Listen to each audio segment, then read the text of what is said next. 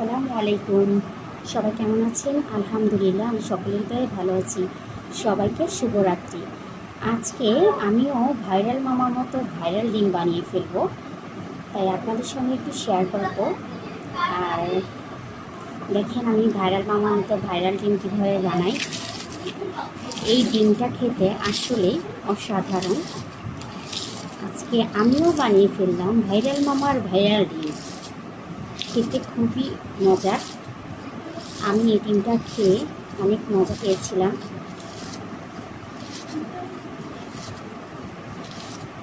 পেঁয়াজটা মরিচটা আগে ভালো করে ডলে নিয়েছি। এখন পেঁয়াজ আর মরিচ মিলে মধ্যে নিব ভালো করে।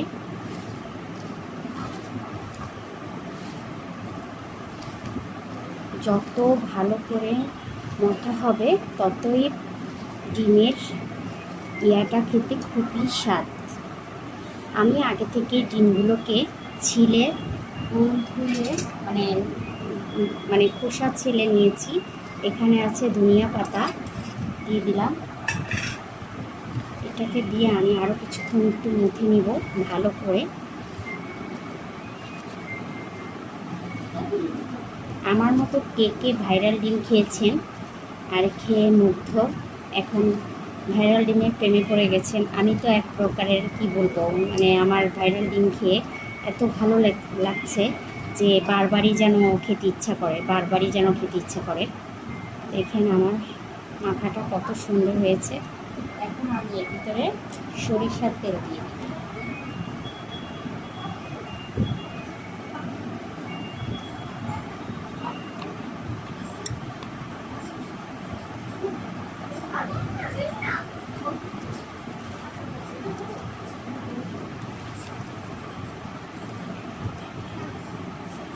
আমার ভাইরাল ডিমের মাখাটা হয়ে গেছে।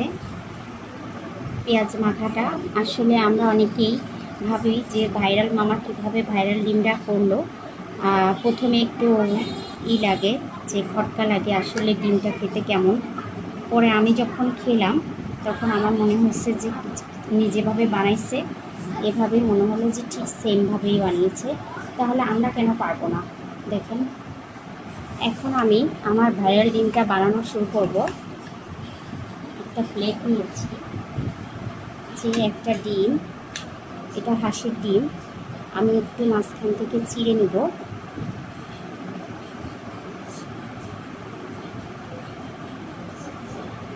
দেখেন ওয়াও কি সুন্দর। এখন আমি এটার ভিতরে আমার সেই ভাইরাল মামার ডিম বানিয়ে ফেললাম। কেমন হলো আমার ডিমটা কমেন্ট করে জানাবেন।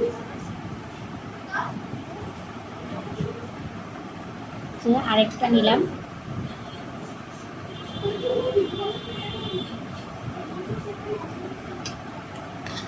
এখন আমি আরেকটার ভিতর দিয়ে দিব।